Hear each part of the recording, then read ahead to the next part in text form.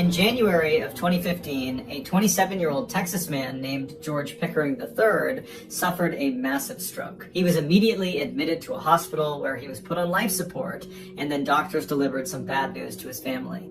It would turn out George was brain dead, and they advised the family that realistically they should consider pulling George off of life support because it wasn't going to do him any good. George's family was totally devastated by this news. In fact, George's father was so upset he just left the hospital altogether. And so in his father's absence, George's mother and brother wound up talking to doctors and saying that yes, we are prepared to pull George off of life support. After they consented to have this done, they put George on an organ donor list and then began making funeral plans. When George's father came back to the hospital later that day and found out his family had consented to have George pulled from life support, he was furious. He did not believe his son was just totally brain dead and there was no hope. He felt like they should at least try to give him a little bit more time to potentially give them a signal that he was okay. But George's mother and brother told George's father that they had spoken to the doctors and there was just no hope. There was no reason to delay this process. It was time. But George's father was totally not having it. He stormed out of the room and he found the doctors and he demanded they keep his son on life support just a little bit longer. But the doctors told him there really is no reason to do that. And in fact, all you're doing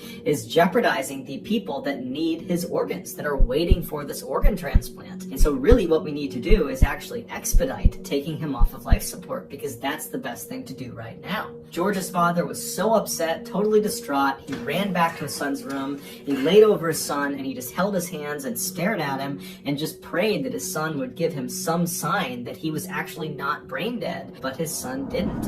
And before long, the doctors began filtering into the room to begin the procedure of removing his son from life support. And when they came in the room, George's father kind of snapped. He ran out of the room, he ran out of the hospital, he went out to his car and he got his gun and then ran back into the hospital, back into his son's room and aimed the gun at the doctors and ordered them to stop what they were doing and leave the room immediately. And so the doctors had not actually begun removing George from life support, so he's still on life support. And so once the doctors and everyone left the room, George's father walked over, he locked the door, and then for the next several hours, he just kept his gun aimed at the door as he laid over his son and just kept looking down in hopes that his son would give him some sign that he was not brain dead. And so finally, when the SWAT team arrived and was stacking up outside the door in the hallway, they began yelling into the room for George's father to put the gun down and let them come in. And George's father the whole time is just looking down at his son, hoping and praying that his son is just going to do something. And right as the SWAT team kicks in the door and comes into the room, George's father had reached down and grabbed his son's hand,